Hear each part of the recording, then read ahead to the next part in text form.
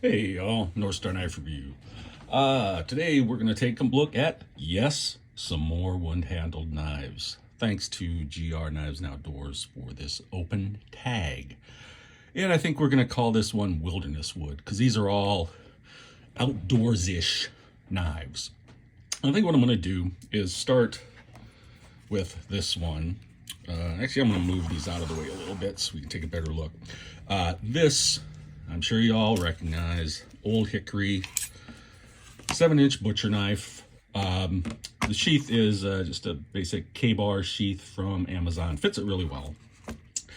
And, you know, everybody is probably familiar with this. These have been used, they're butcher knives, meant for use in the kitchen, but they've been used outdoors for a long time. You know, great old company that hopefully will be made in the U.S. again soon. Let's see on here, maybe the Made in USA, True Edge. The handles on these are, according to Old Hickory or Ontario, hardwood. Don't know what kind. Could be, you know, not sure really. Probably not Hickory, or they would actually say it on the website.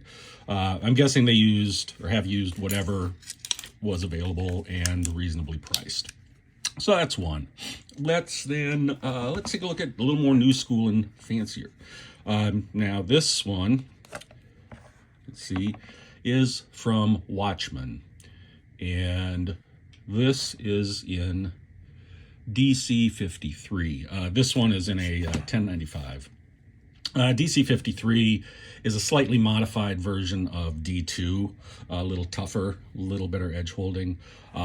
Also called Sleipner steel, at least very similar to Sleipner. And this one comes with this, you know, okay, sheath. Has rosewood handles and very pretty, you know, nicely finished and all that. Came very sharp. The old Hickories a lot of times don't come all that sharp. You are probably going to have to touch them up, but I suppose neither here nor there. Not too hard to do. Then I have a BPS knife, and I forget the name of this model. Doesn't say on it. Most BPS knives are bushcraft styles, so they have a Scandi grind. This one does not. This has a full flat grind. And this is in 1066. I don't know if you can see it there. And this is made in Ukraine. Comes with these pretty standard BPS dangler sheath. These actually, I really like these sheaths a lot for the money. You know, not as cool as like a homemade sheath or handmade sheath, but you know, for a mass-produced sheath, these actually I think are pretty good. The wood on this one is bog oak. And bog oak is oak that has been in a peat bog for a number of years.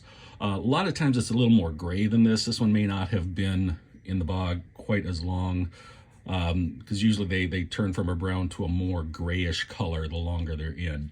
But this would be you know, an oak that died, you know, who knows how long ago, and then was in the peat bog, which the acids preserved it. Okay, a little lanyard hole on this one. All right, and then finally, first I'm going to show you the sheath on this, because this sheath is really nice. Like I said, talked about the handmade sheaths. This is handmade by John over at Geo Ventures. I think this was the first dangler that he did.